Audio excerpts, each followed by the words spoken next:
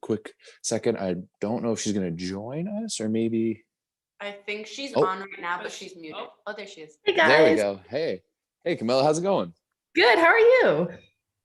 Doing good, thanks. Well, first of all, welcome everyone to the 4th installment of the Titans Volleyball Club Speaker Series. As I just mentioned, my name is Everett Delorme. If you guys have any questions or comments, whether it's for myself or any of the girls at any point, make sure just to type them in the chat and we'll get after them at the end. And then we'll also do a little Q&A session at the end as well.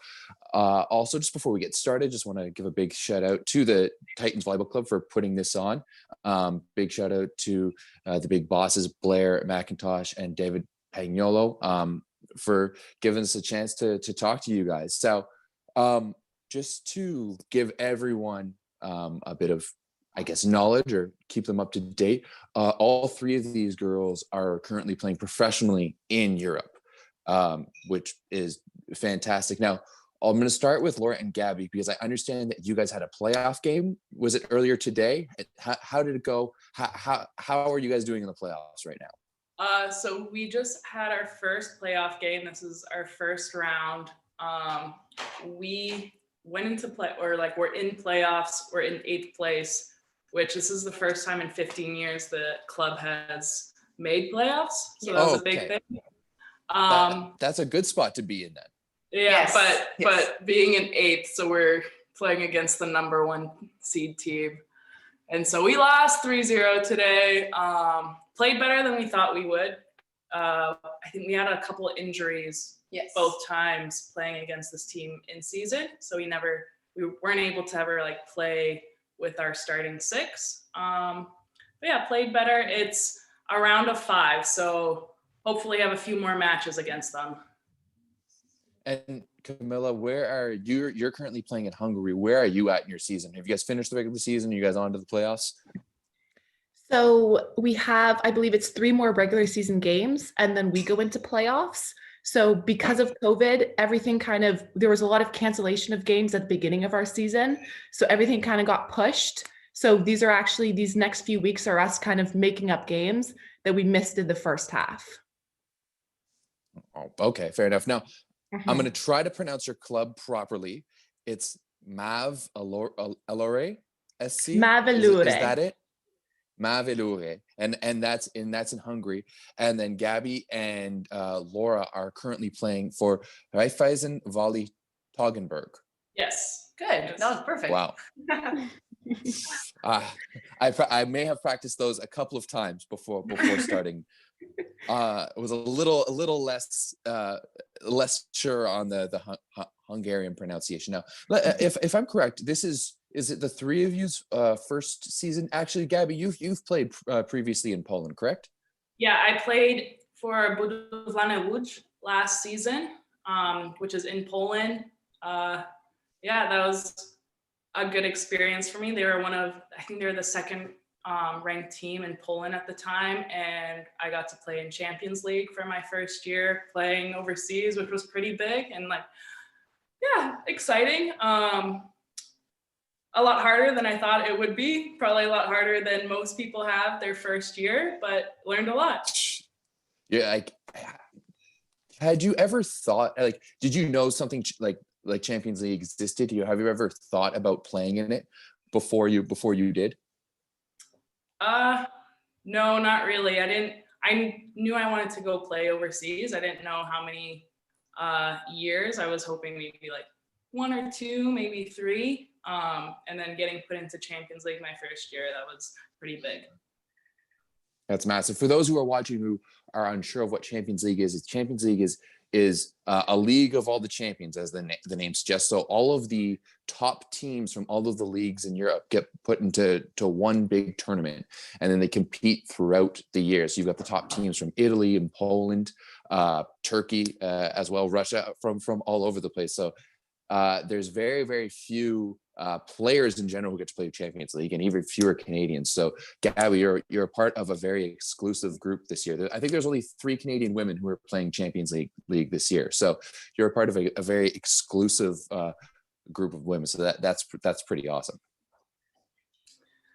Yeah, I mean, it definitely wasn't something I thought would ever happen to me. I think I got lucky with my agent and he found a really good team for me. It was very stressful and a really big adjustment coming from the university level. But I'm thankful for it. I learned a lot. I didn't get that much playing time.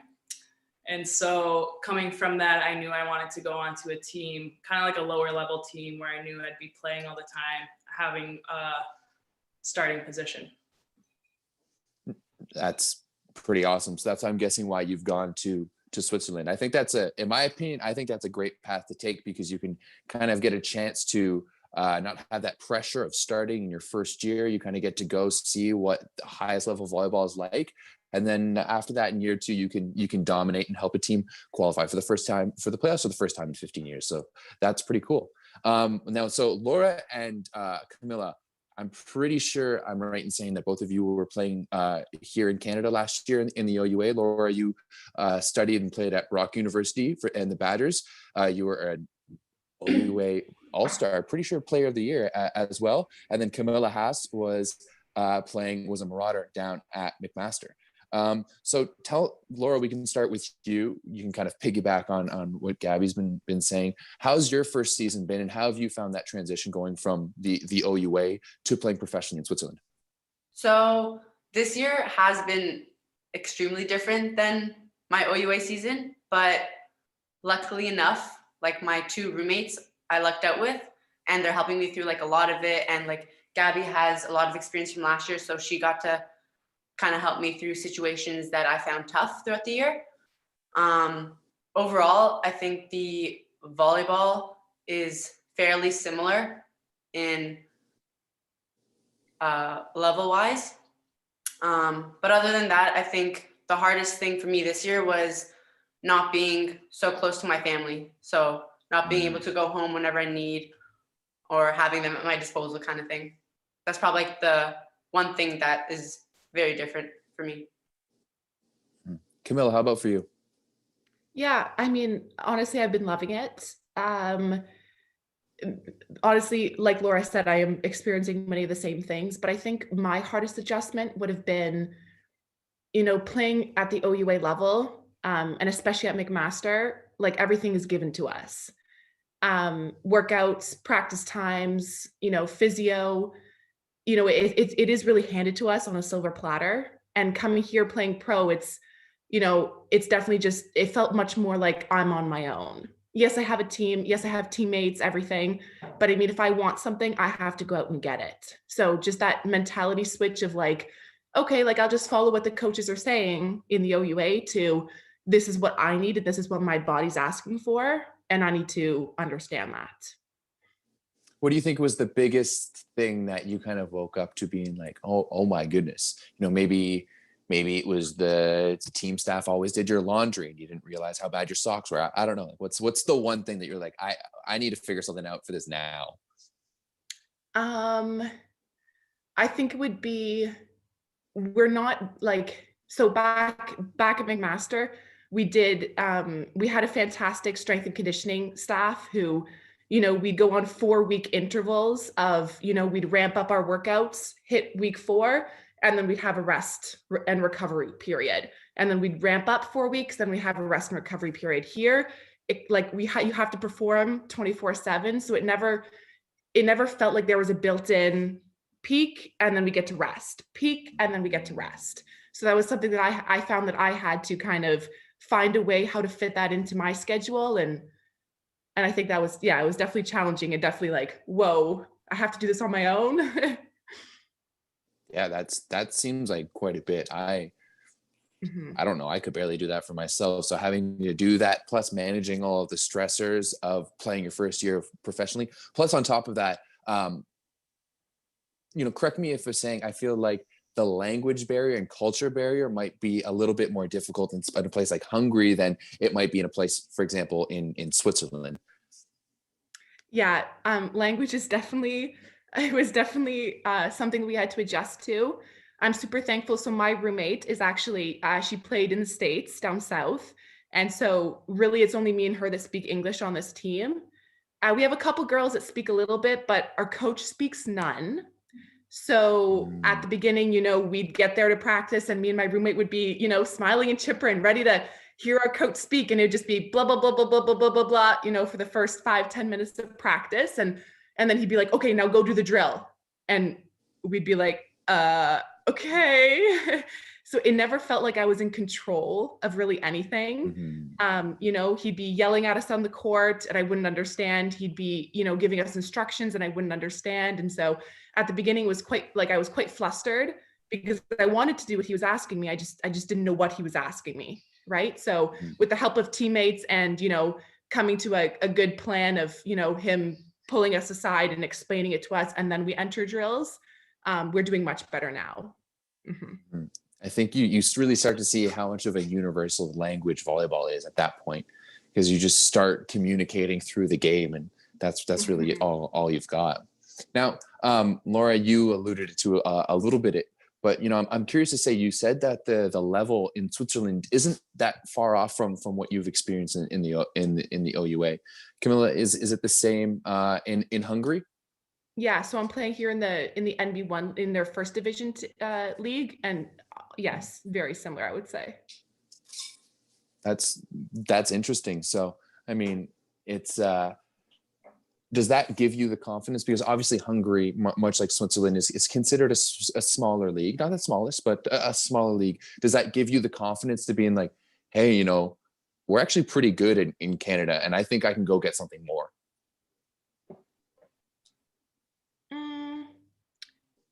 Yes. But honestly, it makes me want to chase a bigger league, a better league.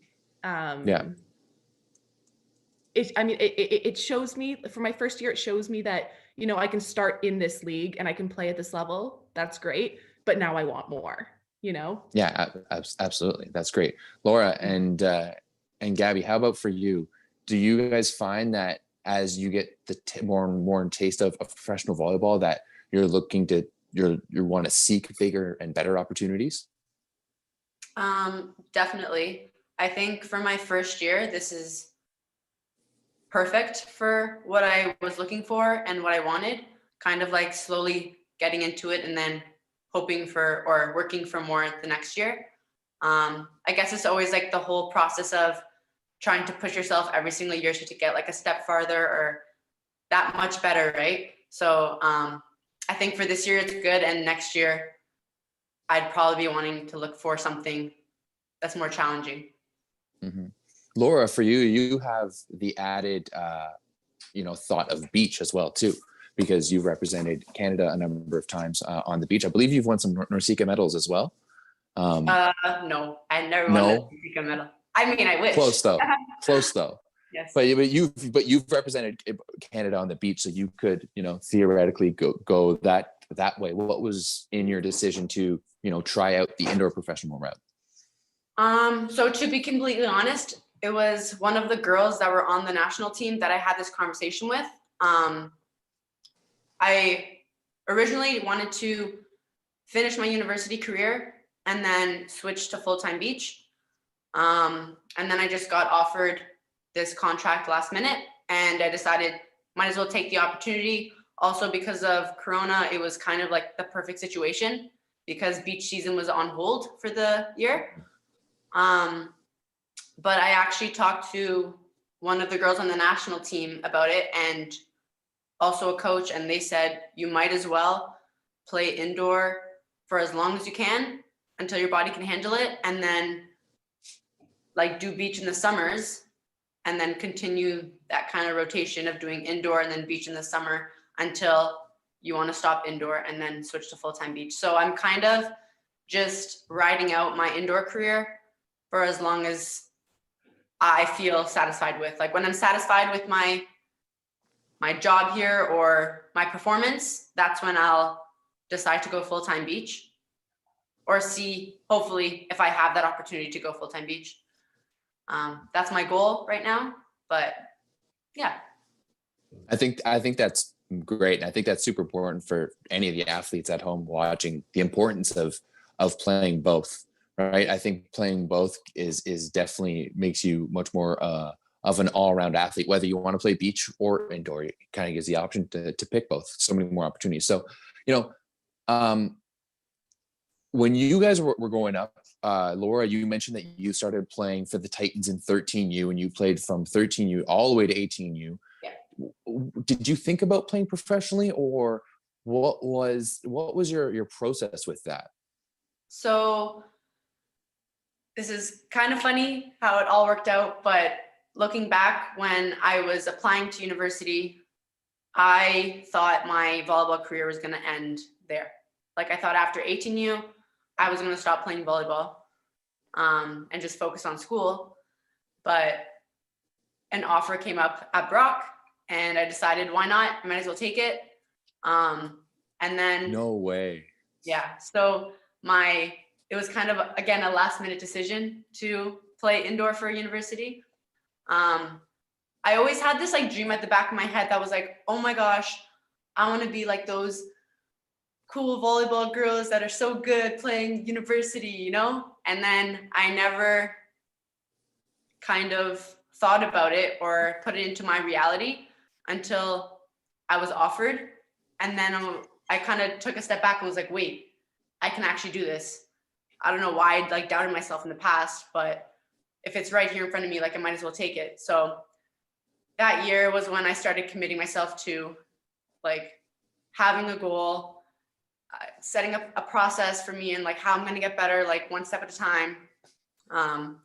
Again, like all throughout club, I was a very competitive player. But it was kind of like I reset everything in my volleyball life when university started. Wow, that's incredible. Yeah. So you ended your career as the OUA West Player of the Year, and you didn't like in 18U. You didn't think you were going to be playing. That's phenomenal. That's incredible.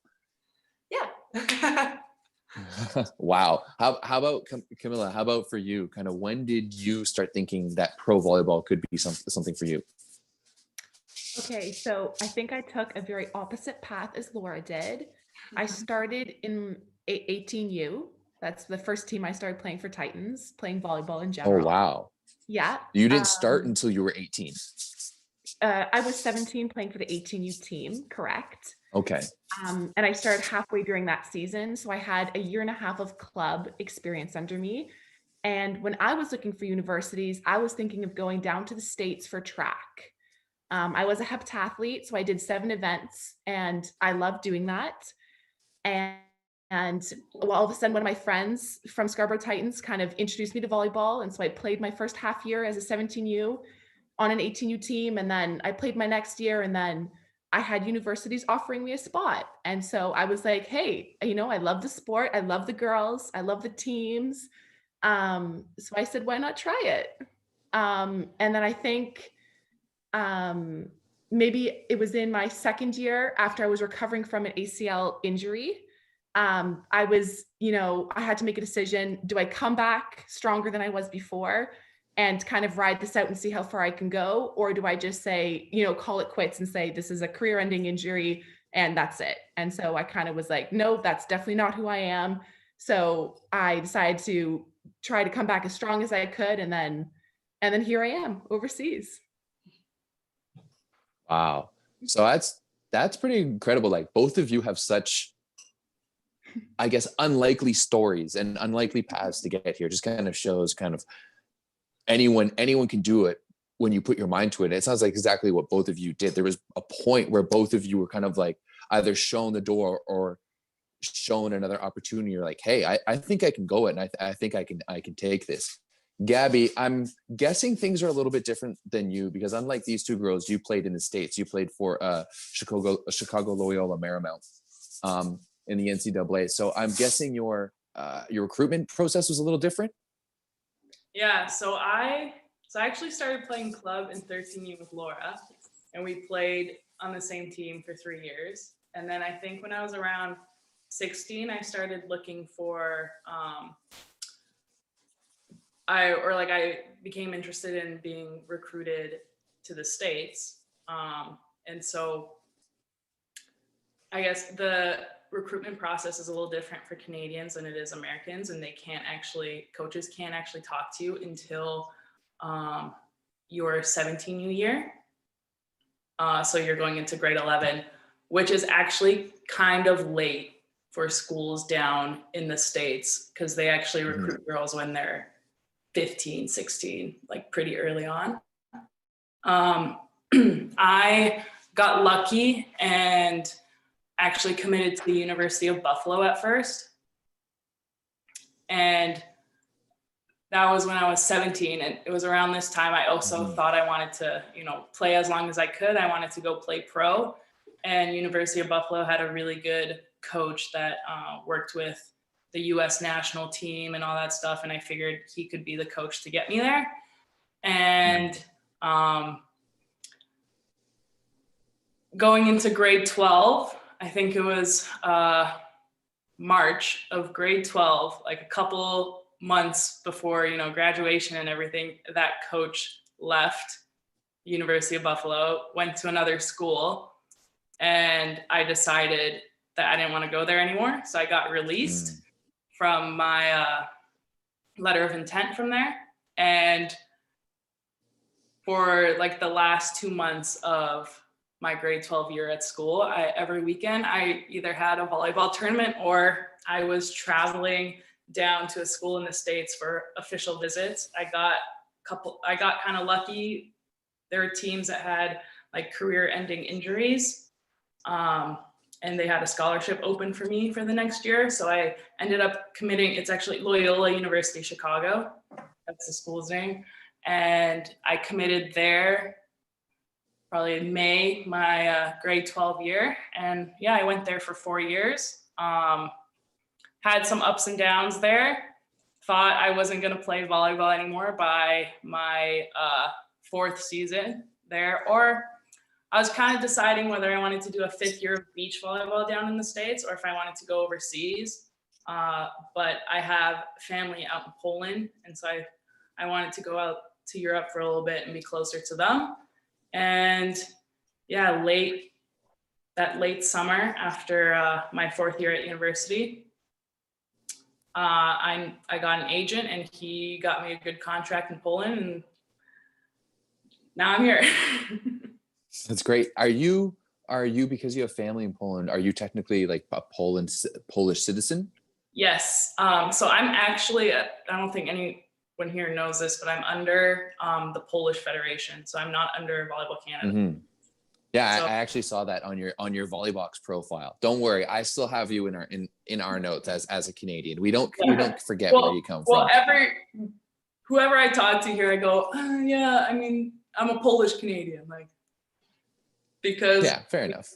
Well, because also on my contract and all that, you usually get your flights included in your contract. And so I always need my agent to mention to them that my flight has to be from Canada, not from Poland. Yeah, that's definitely important. Yeah. And that actually makes a big deal for those watching or at home who aren't necessarily aware of it. But in most pro leagues, there's a foreigner limit, so you can only have a certain amount of players who come from outside of the country. So if in like Gabi's case, where you have citizenship to another country, it's really beneficial because you won't knock off one of their foreigner spots. So Gabi, you're very, very lucky to have that. What is it? It's pretty rare that you find two teammates who were teammates in 13U and then fast forward however many years and now you're teammates professionally. What was it about the Titans program that got you guys off to such a good volleyball start that you've continued to have played all over the country, all over the place, and now you're playing professionally in Europe? Okay, before we answer that, we want to say we are 15U beach provincial champions with an undefeated season. Yeah, me and Laura, we played together. We were 15U for beach. So we won every single game, every tournament. Did you guys get like a signing bonus with your team and being like, hey, you're getting the 15U beach champions? Like we're known on the OVA. We should have because when we play half court 2-on-2, we dominate all the time. because they always put us together. I don't know why. I don't know. Yeah. But I mean, it's pretty clear to me the two of you are reunited once again. You've dominated on the half court 2-on-2, and you guys have qualified for the playoffs for the first time in 15 years. So I think there should be a signing bonus. I've noticed that some of the awards sometimes for MVPs in the volleyball world are pretty funny. But yeah, kind of how did that happen? Like, what happened in 15U that was so special that you guys are here today? so it's actually a funny story how we got here. Gabi, when did you sign for the team? So I signed early in the summer, like early July, but I didn't tell anyone that I signed with a team. So I didn't know she signed with this team, and nobody really did. And then, like I said earlier, I signed in August, I think. Like, literally what happened was I signed last minute and I left to come here 2 weeks later, right? I had 2 weeks of notice kind of thing. Crazy. My agent posted a photo of me saying that I signed for this team, and I reposted it on my story. And Gabi messages me going, "Hey, I'm playing in Switzerland too." And I'm like, "Oh my gosh, we can hang out or visit each other," kind of thing, right? And then she messages again saying, "Wait, are you playing for Volley Toggenburg?" And I'm like, "Yeah, I am." And she said, Me too. And I was like, "Wait, what?" And so I remember where I was too. I was in Quebec playing a beach tournament with Alina, and I was like, "Alina," and she's like, "What?" I'm like, "Gabi's playing on the same team as me." And I was so excited because me and Gabi haven't seen each other in a few years. A while. A Yeah, while. like we were good friends when we played on club, and then We keep in touch throughout like the beach season. Obviously, 15U and, like, beach we're provincial friends. champs. Like, Yeah, but it was really exciting to know that it's almost like we're coming back on the same team again after all these years. Really exciting and not planned at all. Yeah, Didn't know. completely by chance. Yeah, crazy how it works. But that's crazy. Who was your coach back in 13U? Dave. and Dave yeah, Pagniello. Dave Pagniello, and then we had Stella and Margaret as assistant coaches. Do we have anybody else? I think that's it. Yeah. When we played together. Throughout all of my years, I had Sean Powell and another coach named Jansen, who I don't think coaches anymore with Titans. Yeah. That's crazy. You guys have been on a wild ride together. Yeah, and Gabi, what's up with that? What are you doing not telling anyone that you're signing contracts? Why are you doing covert moves over there? I think because my first season overseas was kind of like really up and down. And so I didn't even know if I was going to get another contract, how everything was working with COVID and stuff. And so I signed this contract and I just didn't want to jinx anything. And so I was just kind of keeping it to myself. Yeah, and then it ended up working out for the best. So that's fair. I respect that. Kamila, who was your first coach for Titans? Oh my gosh. I'm horrible with names. I can remember his face.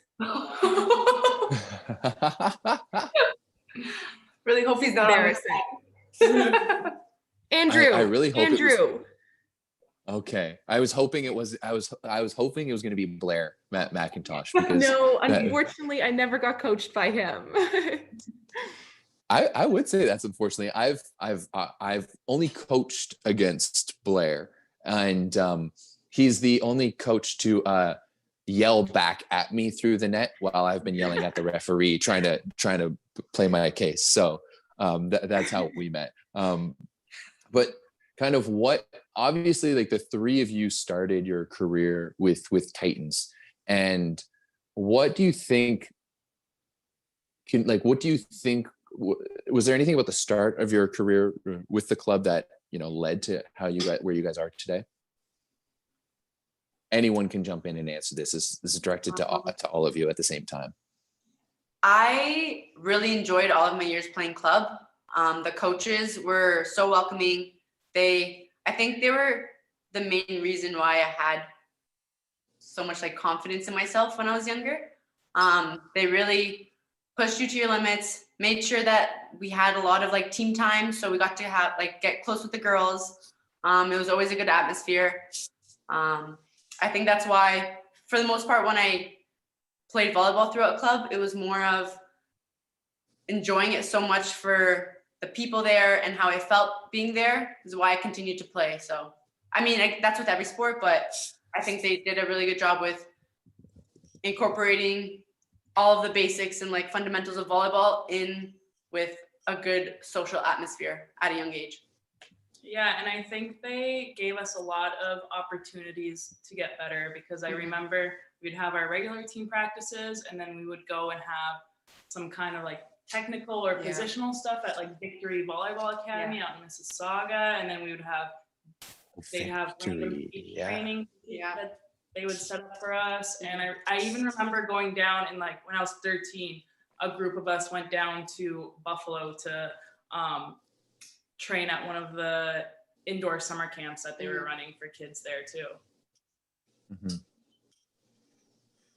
Kamila, obviously things were a little bit different with you when you started with the club, but I mean, you came in halfway through the season. How,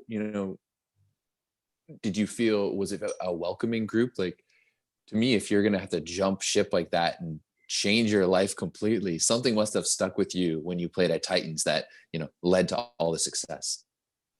Yeah, totally. Well, honestly, Steven Sorrell, he was definitely a huge player in my, welcoming me into the club, and, kind of showing me around, introducing me to everyone. I mean, you also have to understand, I didn't play volleyball before then. So me coming into this 18U team halfway during the season, I was like as raw as anyone could possibly be at a sport, right? So I was just did you, at any point, did you have to ever pull out an underhand serve? Like, no. It's okay to say yes. Thankfully, I was coordinated from my track days. So, coming to the first practice, I guess it was kind of like a mini tryout at the time. I didn't know. I was just there, and, I was meeting friends and I was having fun. So it was totally chill for me. But, I was watching what the girls were doing, and I was like, okay, I guess this is how I got to do it. So I kind of just watched, and I did. And, everyone was very patient with me, teaching me how it worked and, how to run plays and everything. And honestly, it extended past the players. Like, the girls were great, but also the parents were, like they would come and, if I had any questions or if I needed rides anywhere, or it was just honestly such a welcoming group that it was so hard not to love every part of it. I definitely think that sense of family that you get from club volleyball, you can't really get anywhere else. Like, there's definitely a sense of family when you go to university, but it's different. Or if you're playing university, or if you're playing college, or and there's definitely a sense of family as well when you go to play pro, but it's different. And, I always, when I was coaching club, I always remember telling the kids that, like, really cherish the moments that you have in club with your friends, because you don't ever get those again. And those little moments when you're, sitting in the hallways at tournaments, or you're laughing with each other before and after practice, like, those are the times that you're going to miss the most at the end of the day. Yeah, well, it's also really important, like, to keep in touch with these people, because for me and Kamila, like, a good handful of our teammates played in the OUA with us. So it was a lot of fun going to these games and being like, oh, that was my ex-teammate, but now I'm playing against her. And it's just great to, like, rekindle kind of your friendship every single time you have a new game, kind of thing. And the group that we were on a team with in 13U, most of us all still keep in contact too and try and get together at least like once a year. So yeah, it's been a long time, but I'm still pretty close with a lot of the girls that I played with in 13U. Yeah. That's great. Now, I think I saw a question come through in the chat. Someone on the chat wants to know if you guys have any funny coach stories.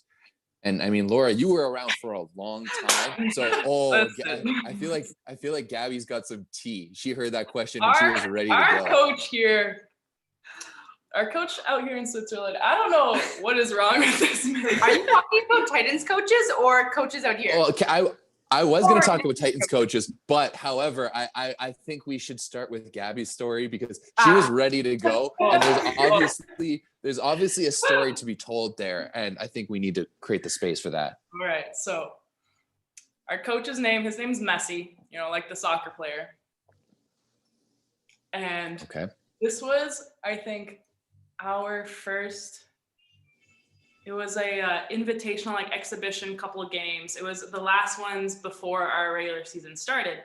And we played a couple games, we won. And when we came back to our town, our coach usually always invites us over for dinner, takes us out to dinner.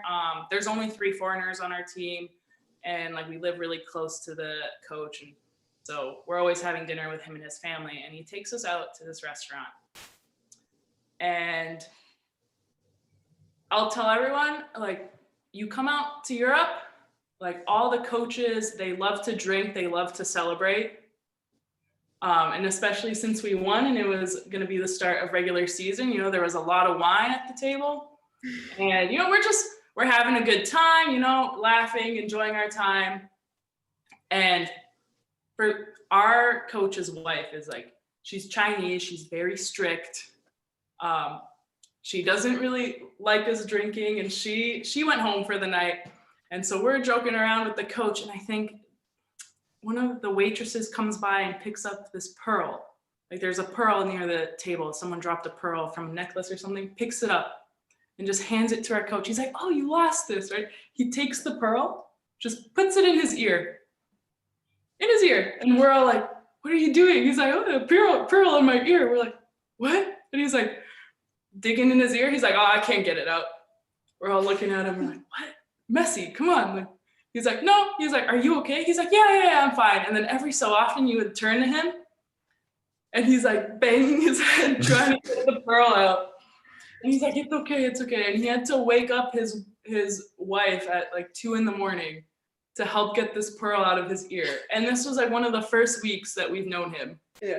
It was a great impression. Yep. So that's the coaches in Europe. Yep.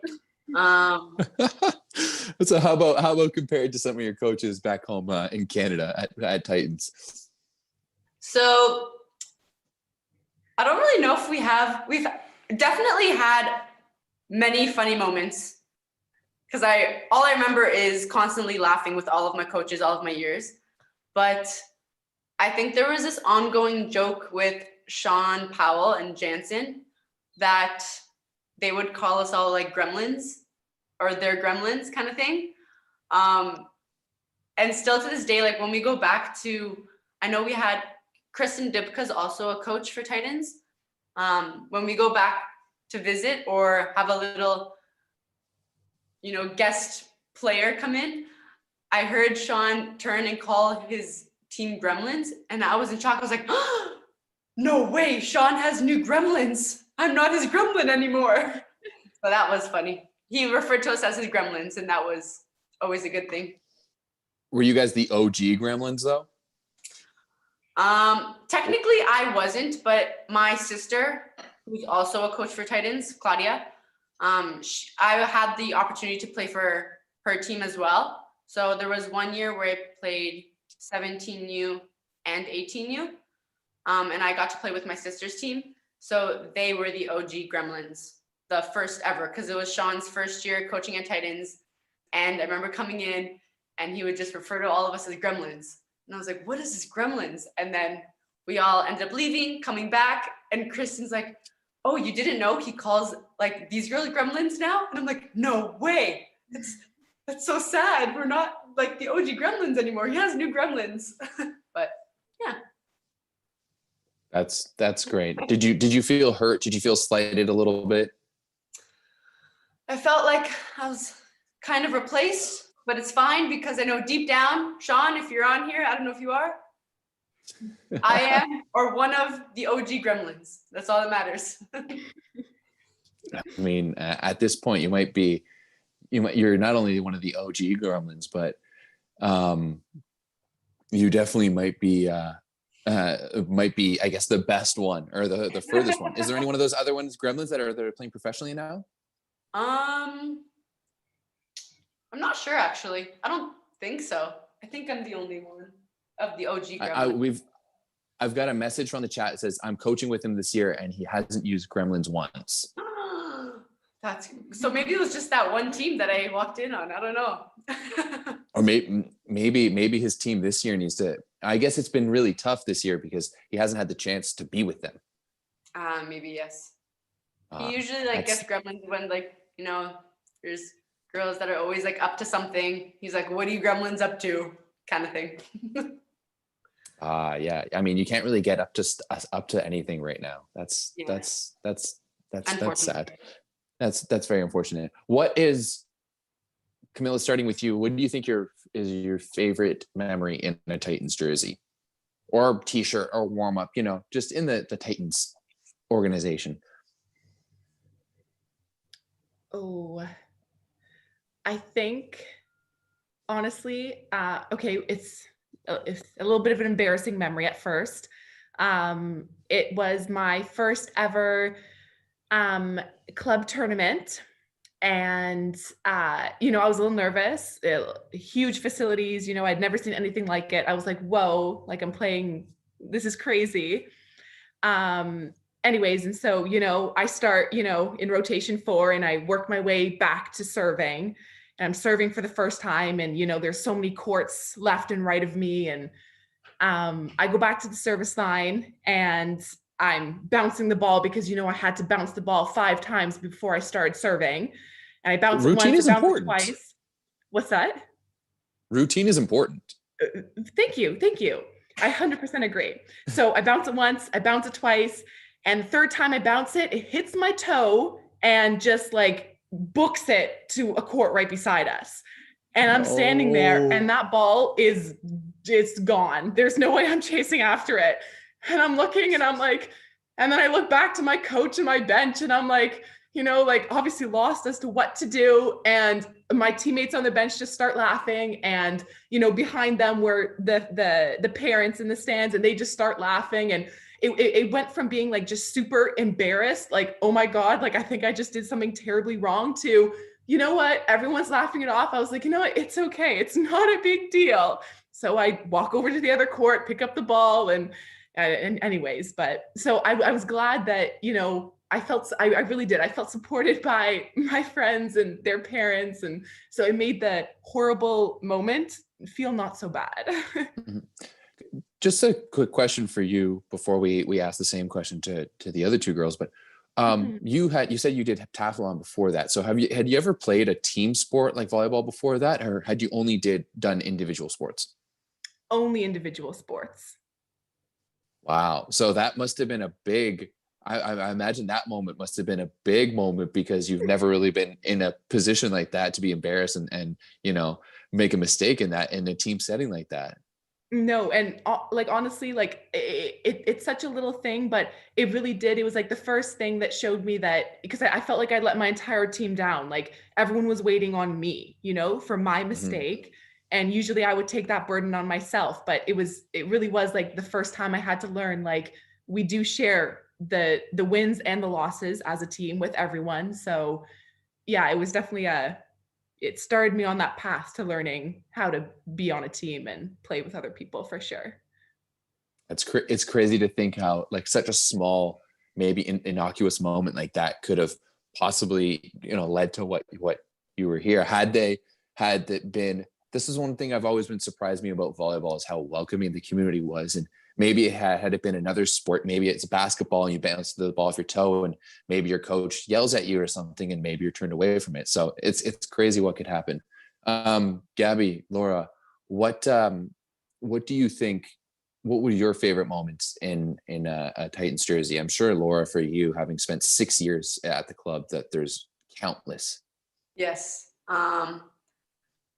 There is an unlimited amount of moments that I remember with Titans that are stuck in my head still.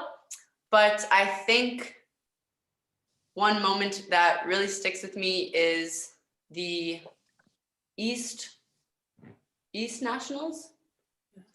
right? It wasn't, you went to the West, right, that year? No, I don't know. I think we went to the Nationals one year, but it was the Eastern Nationals, and we came second there. And I just remember, I mean, we were all upset after that game that we lost in the finals, but I remember being like over the moon happy with like our team achievement, because that year we weren't very successful during the season, but it kind of like we peaked at the very end. And I just remember how satisfied everyone was and like how happy and how supportive everyone was. And it was just like a moment that is stuck in my head. Because even after a loss, we were all still so happy with like the improvement that we made over the entire season. So that was a pretty big moment for me. Gabi, how about for you? Okay, so I have a creepy, accurate, long-term memory. Yes. So this is Great. That's the more specific you can be, the better. All right, so it was back in 14U, and we went to Eastern Nationals, and we actually came third at Eastern Nationals that year. I thought it was second. Well, no, sorry. I think that was a different year. Oh, maybe it's a different year. Okay. Yeah, but this was 14U. Okay. And this year we had a really good year. Like we won a lot of tournaments, and then we didn't do that well at provincials. So we went into Eastern Nationals. And when you I find this crazy now. The fact that you have provincials and nationals, it's 3 days, and you're playing at least 3 games a day. And that's crazy. And we play 1 game here, and I am done for like 3 days after. Yeah.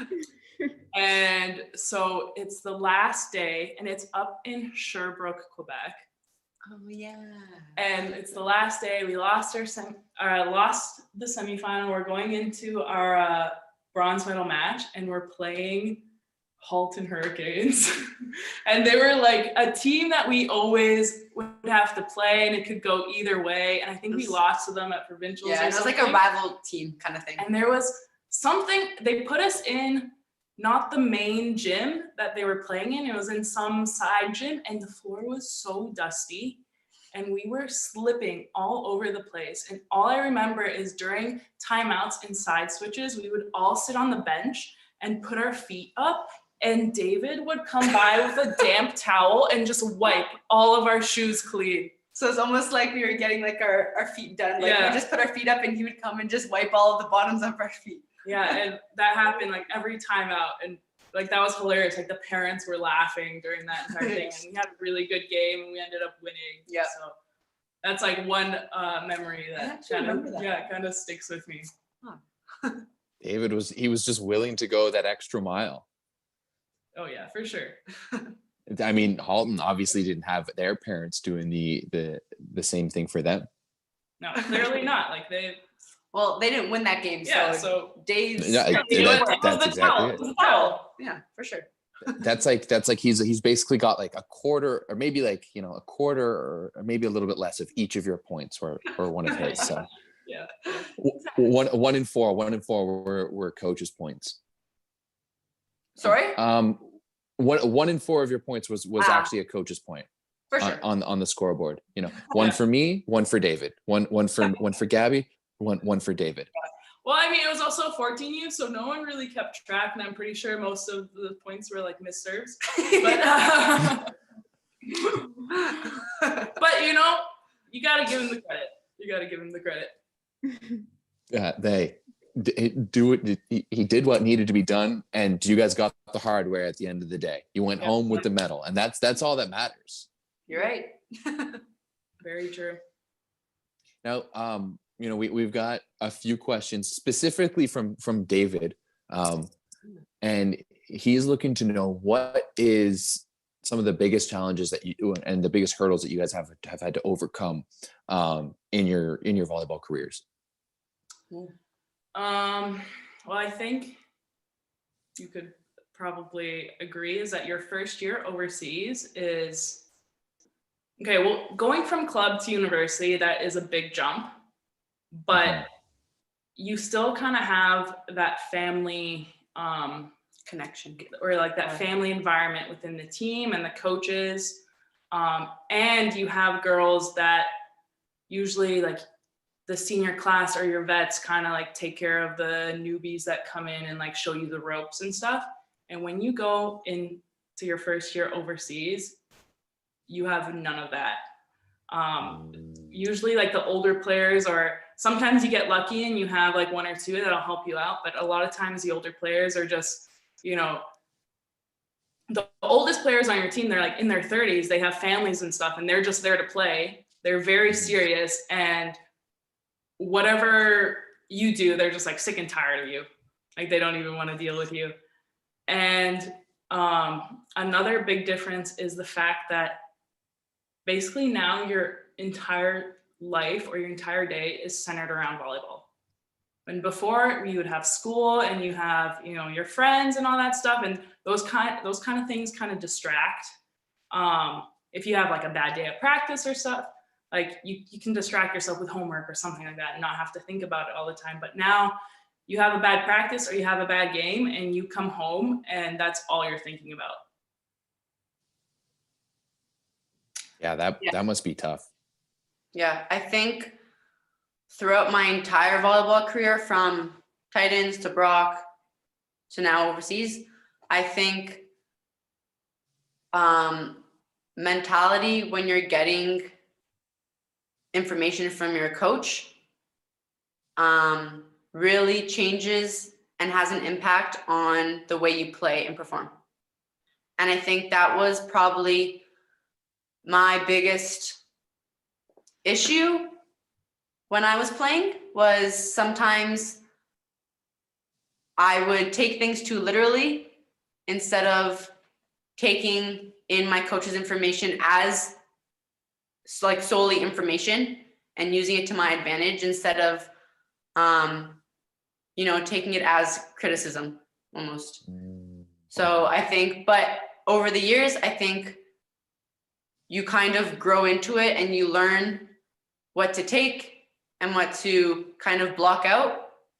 As like an athlete, you know what works for you and what doesn't. And that just comes with more and more experience. You'll know that every coach is out there to win, and they all have kind of the same route that they want to take. Some have different ways of showing that. And I think that was one of the big things over all of my years that I overcame and still working on.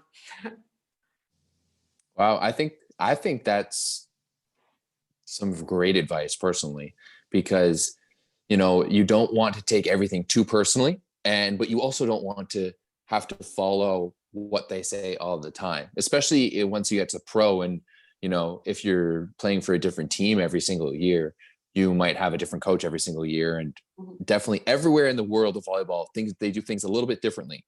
And maybe a coach will want you to do something, but you might know that it's best for you as an athlete to do something else. So I think that shows a lot of awareness and a maturity to be able to recognize that, and to recognize that you're continuously working on it, because you know what, you may have a coach that puts pearls in his ears and all of a sudden can't hear you, and you've got to adapt to that.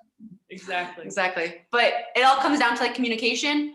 If a coach is giving information that you're not sure about, or you know, you're not really satisfied with how you took it, it's all about communication. Have a conversation, say, hey, like this is what information I got from this.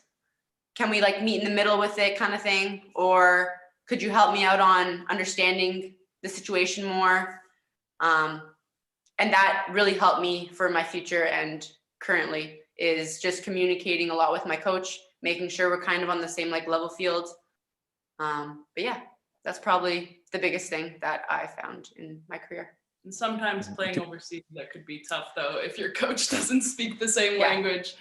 I think over here, you just kind of learn it's you're all on your own here. Yeah. And a lot of times you have to be strong and figure stuff out on your own. And this is my second year and I'm still struggling with that. Like, I think there have been times in games I've like gone up, like thankfully I have her on the court and like we'll help each other out. Yeah.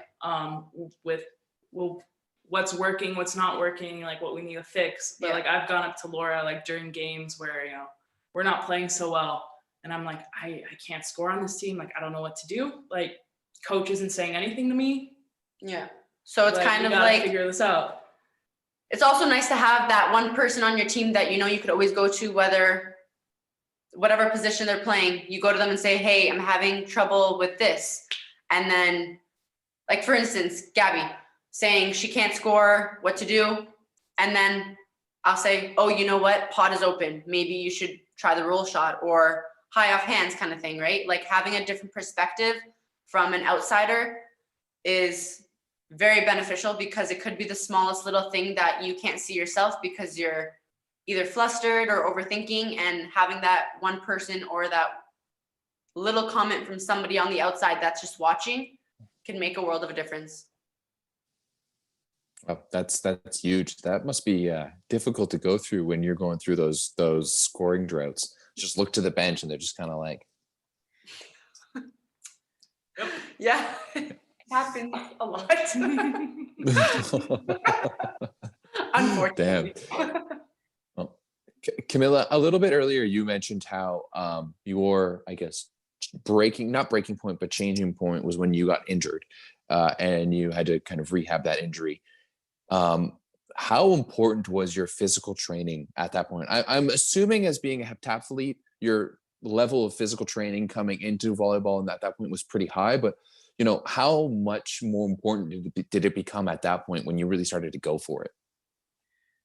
So much more, like night and day more. So I tore, just a little bit of backstory, I did tear my ACL at the end of my first year in university, but not just ACL, like ACL, MCL, PCL, lateral medial meniscus, bone bruising on my femur, tibia, fibia. Like, it was. Did someone rip your leg off? Like, See, it sounds like your knee just exploded. You Oh. would think, but it all happened when, like, literally fluke accident. I was blocking, the left side from the middle, like I do, I don't know, maybe 100 times a day. And I came down and I landed on one leg, like I do, I don't know, 100 times a day. And it just snapped. Like, it just wouldn't support my movement and just didn't like what I was trying to do with it. So it definitely let me know. So ever since then, I've been much more kind to it. I've certainly, but no, that, I guess that injury definitely made me take a step back and, one, find out that, your physical well-being is, just as important as your mental well-being, so learning about my body and how to take care of it during that year, because I spent a whole year of rehab, definitely prepared me well for what I'm experiencing here overseas. Because like Gabi and Laura said, like, we are totally on our own. We no longer have our hands held through, this is the recovery you should be doing, this is what you should be doing now. Like, it is very much just us out here. So it was good preparation in hindsight, for sure.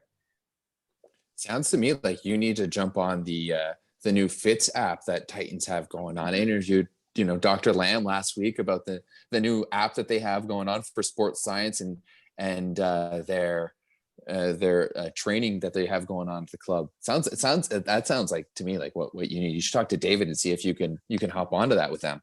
All right, will do. Laura and Gabi, how important for you has your physical training been? And Laura, I'm guessing when you made that decision to kind of start playing university volleyball that your physical training changed quite a bit. Yes, definitely.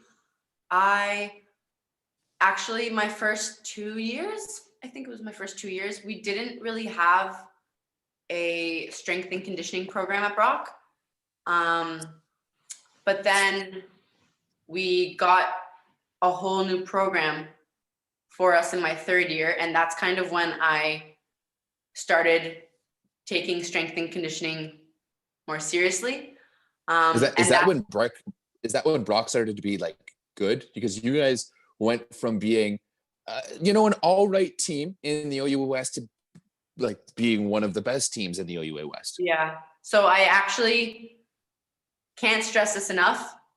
Strength and conditioning does wonders for your performance as an athlete, and like recovery, even just maintaining. I had the experience of my first 2 years hardly doing any strength and conditioning in university. And then my third year, Brock put in a program for strength and conditioning for all athletes.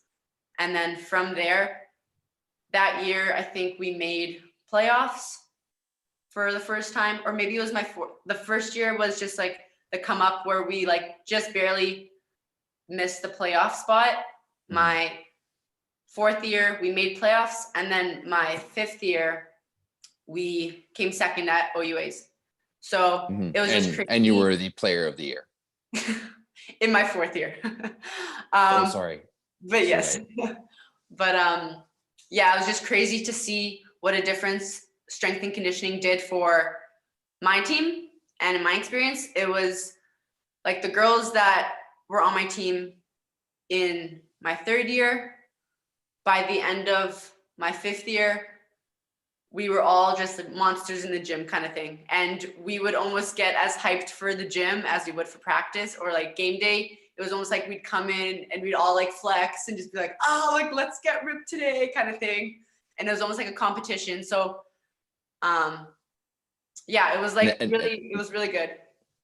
Now you know why like all the guys like taking all those mirror selfies, because you know getting swole feels good. Yeah, that's us at the gym. Yeah. But it was really cool, like going to the gym, and that's like, it was almost like another form of competition or like a game within our season, like who could lift the most, or, you know, who could do the most cleans and weight. And it was nice to have like a little mini competition within our season of 3 teammates. Yeah, that's huge. I mean, that knowing that now, it could explain so much of how good that program got so quickly, because you know all the players were there, and then it just kind of just like, yep, we're good now, and we're going to start competing for OUA medals. It was basically the exact same team from my third year to my fifth year. Well, by my fifth year there was kind of a change, but mostly the core people were the same girls that I was in my third year with. That's crazy. Now, girl, I think we're gonna start wrapping it up because it's getting pretty late in Europe. I just kind of want to know at the end, you know, how thankful are you that you guys are able to play volleyball professionally? Kamila, do you want to start and then we'll go? Sure. I mean, easy answer, super duper thankful. Definitely, you know, my thanks definitely has to go out to like the first people who got me into the sport, and then my family and friends who supported me through it, because it's certainly not an individual path that you take to get there. You know, you need so much help and so much support. And I definitely feel so thankful for, you know, the people who surround me and for what they give me, for sure. Gabi, Laura, how about you guys?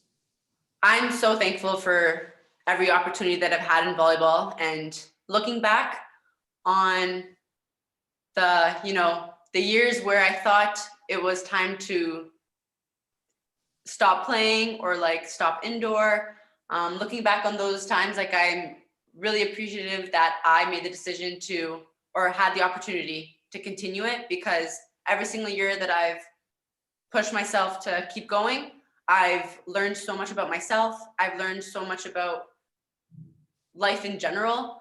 And honestly, volleyball has gotten me so much closer with my family, my friends, like all of the athletes and coaches that I've played with. I'm now like, I consider them family, whether we're close or not. Like, you're either in my volleyball family community, my real family, like new friends. It's an amazing experience. And all I could say is play for as long as you can, because you'll always get something good out of it at the end of the day. Yeah, I think I went through a lot of ups and downs playing, especially my last couple of years, but I don't think I'd change any of it, or I don't regret any of it, because I am where I am today because of it. And I've learned so much about myself, so much about the world, about volleyball. And I'm just thankful that I still get to play, you know, the sport I love and make it a career. And who gets to say that they lived in Switzerland for a year, you know? So. Honestly, like, do you guys get to see the Alps? We've seen a few things. We've gone on a few adventures when we have a free day. There's still a couple things on the bucket list, which will probably be closer to the end of season. But probably the coolest thing was we went tobogganing here, which it's like an extreme sport here. Like you need to be prepared. Like you hike up 2 kilometers, which is like an hour hike if you think about it. In the snow, like pulling a sled up and like full gear on. You get up there and you like chill out for a little bit, have some cheese and bread, and then that's very Swiss. It's like 10 minutes. You go down like this long trail, like down this mountain. You go so fast, you feel like you're in Mario Kart. Like it's crazy, but it's so much fun. Yeah. But like that, volleyball gets you so many experiences that we would probably never experience if we didn't play professional volleyball, So volleyball offers you so much, not just in the sport itself, but in life. Looking back and like when we're older, when we're talking to our kids, maybe one day, we could always say we went tobogganing down for imagine tobogganing for 10 minutes down a hill, down a mountain in Switzerland. So like it's a life experience, not just a volleyball or sport experience. Yeah, absolutely. I think at this time we're going to kind of see if there's any questions. We have quite a few questions come through the chat. If anyone's got any questions at this point, be happy to ask. We'll give it. Yeah, that's a great question. Real quick, where can we watch your guys' streams for games? If you go onto Swiss Volley, and then you would go to NLA, that's our league that we play in, that's the top league here in Switzerland. They have a stream or like a live stream link for, I guess every team has a different link. And so you'd have to find our schedule and then go to the corresponding home team. But all our home games are on, it's Swiss TV. Swiss TV. Yeah. And I think Swiss Sport TV is it on? But if you guys shoot me a message on Volleyball Source, I'll be happy to throw that up and promote it a little bit once. When's your next playoff game? In a week. In a week, yes. The next Saturday. Yeah. Yes, and it's at home. Oh, fantastic! So I'll throw that up on the website, and I'll throw it on Instagram, a link on Instagram, so Blair and the Titans team can share it for your next playoff game. Kamila, how about where can we watch you guys play? So very similar, but it's called Hun Volley for Hungarian. But I think the easiest way to do it is if you go into our team's Facebook page. They every game we have, they post the link there. So it's you don't have to go through the whole website and find it. You can just follow or, check out Fehérvár Volley, and every week they post the link for you. Do you mind spelling that? I can send it to you in the chat if you want. Yeah. There we go. I'm gonna go follow them right away because I might forget how to pronounce that. Honestly, I think it's a win, just the fact that you can pronounce it that cleanly. That to me, that is a win in my books. I do have to admit, it doesn't come naturally. I did have to practice many times.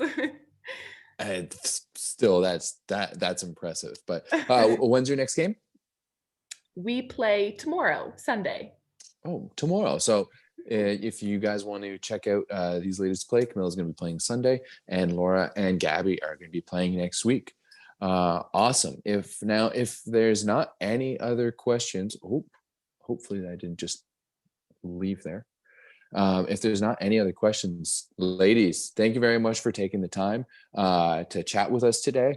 I'm sure that all of the Titans athletes here in Toronto are super proud to have you guys as alumni, and super thankful for you guys for staying up and sharing. I'm sure it's getting quite late in Europe now. Well, thanks for having us. This was really fun. A pleasure. Yeah. We enjoyed it. It was nice learning about your experience, Kamila. I didn't know all of that stuff, but it was good. Yeah, likewise. I mean, a little backstory. I guess, Laura, I don't think I've ever introduced myself to you, but I've played in the league together for 4 years. So it was great to meet you. Yeah, officially, finally. Yeah. That's good. Awesome. Well, ladies, best of luck throughout the rest of your season. We'll be watching and cheering you on, and we'll see you when you get home. Thank you very Thank you. much, and have a great Thank you. rest of your weekend. See you. Bye, guys. Bye, guys.